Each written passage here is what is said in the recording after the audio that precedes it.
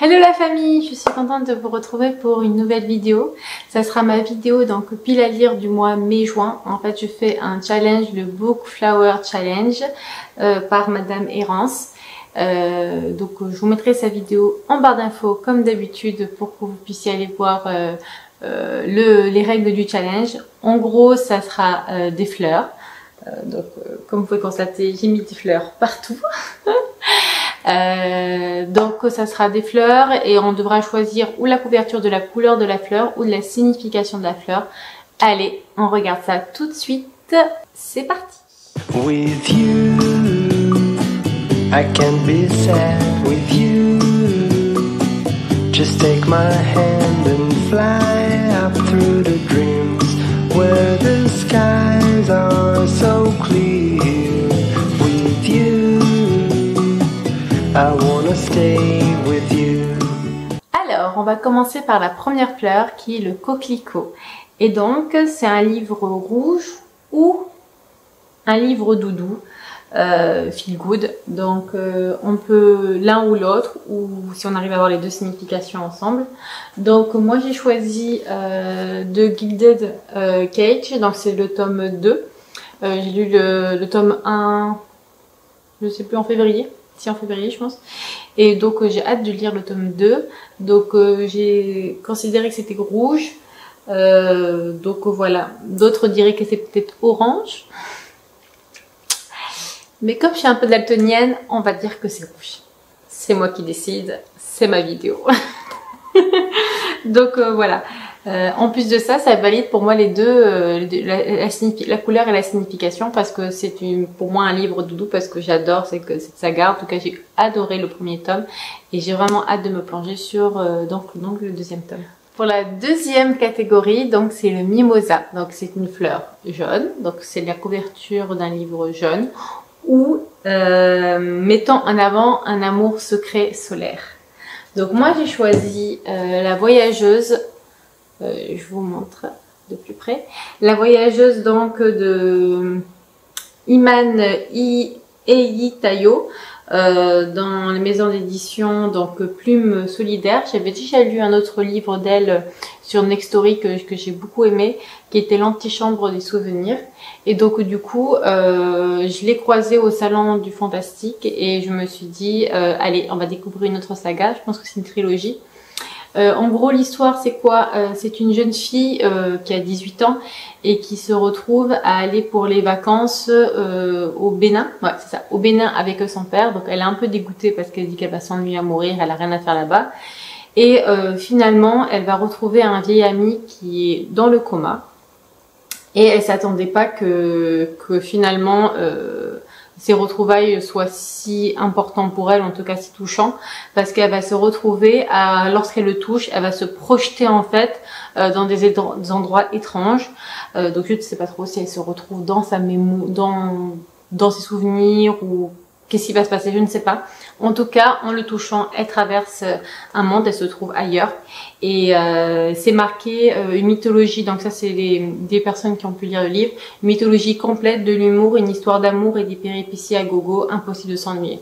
Donc je me suis dit c'est parfait, parce que je pense qu'il doit y avoir un amour solaire, ou en tout cas certainement entre les deux. La couverture elle est jaune, franchement ça valide les deux. Les deux, la couleur et la signification, donc je suis contente et j'ai vraiment hâte de lire cette histoire. Donc la troisième catégorie, c'est la jacinthe, donc c'est une fleur violet ou un livre qui met en avant la royauté et la richesse. Donc moi j'ai choisi celui-là parce qu'on peut voir qu'il y a un peu de violet. Si vous n'êtes pas trop d'accord avec le violet, parce que bon, il y a un tout petit peu, ça parle de royauté. C'est une réécriture de la légende d'Arthur. J'ai lu le premier tome, donc ça c'est le tome 2. Et en plus de ça, on peut aller dans la signification de richesse. En gros, c'est un livre onéreux, c'est un livre relié. Donc, je vous montre un petit peu la beauté de ce livre. Donc voilà, donc c'est un tome 2 comme ce que je disais, c'est la trahison de Camelot, l'ascension de Camelot, de la maison de Saxius, et c'est Kristen White qui a écrit ce livre. Donc j'ai hâte de me replonger dedans. J'avais bien aimé le tome 1, surtout le personnage de Lancelot, qui n'est pas, donc comme c'est une réécriture, c'est pas le même que dans la vraie histoire. Et j'ai bien aimé la réadaptation, comment ils l'ont mis en avant. Donc j'ai hâte de continuer l'histoire et de voir un peu ce que ça va donner. Alors, la quatrième fleur, c'est Hortensia. C'est un livre vert et ou qui parle d'espoir ou d'honnêteté. Et pour ça, j'ai pris celui-là. Donc là, il y a du vert, on est d'accord, les feuilles sont vertes. On va dire que c'est bon. Et en plus, si on n'est pas ok sur la couleur, même si pour moi c'est bon, ça parle également d'espoir et d'honnêteté, je pense, dans un sens. Parce que là, on se retrouve dans un royaume où en fait, la jeune fille qui est là, on a assassiné toute sa famille. C'est la princesse à la base du royaume. Sauf que donc, il y a une sorte de coup d'état. Quelqu'un d'autre prend le pouvoir. Et elle se retrouve donc cachée dans un petit village jusqu'au moment où finalement son destin la rattrape. Et elle va, je suppose, sauver ce pays qui s'est retrouvé dans une censure. Et donc, on va dire qu'il y a de l'espoir du fait qu'elle puisse revenir et sauver son pays, et de l'honnêteté, parce que si elle finit par révéler son identité, il y a l'honnêteté. Voilà, on va dire ça comme ça. Je sais pas si c'est vraiment ça, mais en gros, on se retrouve dans un monde où il est interdit de lire. Et donc voilà, lire devient dangereux, on se fait tuer pour ça. Et donc voilà, on va découvrir cette histoire et j'ai hâte d'en savoir plus. J'adore la couverture, elle est magnifique. Ah oui, je vous ai pas dit, c'est écrit par Maddy Plume et l'histoire c'est Kezia, la fille de Tarjit. C'est un tome 1, je sais pas combien de tomes il y aura. Alors ensuite, la catégorie 5, c'est Bignone. C'est donc une fleur orange et où mettant en avant la force et le courage. Et donc j'ai décidé de continuer sur cette saga, Nevermore. Donc c'est le tome 3. On est d'accord, c'est du orange. Oui, tout n'est pas orange, mais la tranche en tout cas est orange. Et donc du coup c'est l'histoire de Morrigan qui est là.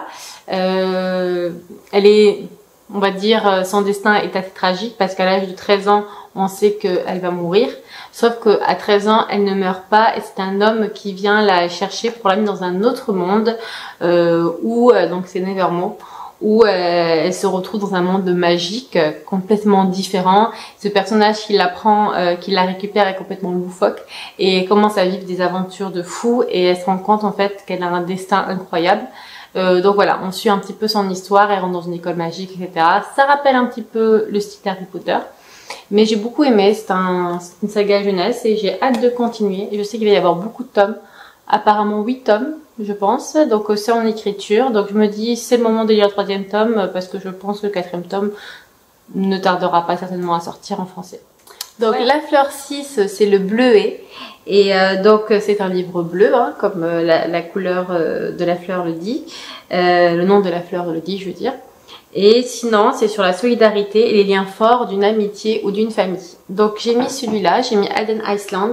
C'est le tome 1, Le Secret, de Anna Kleistel. Et c'est dans la maison d'édition Inception.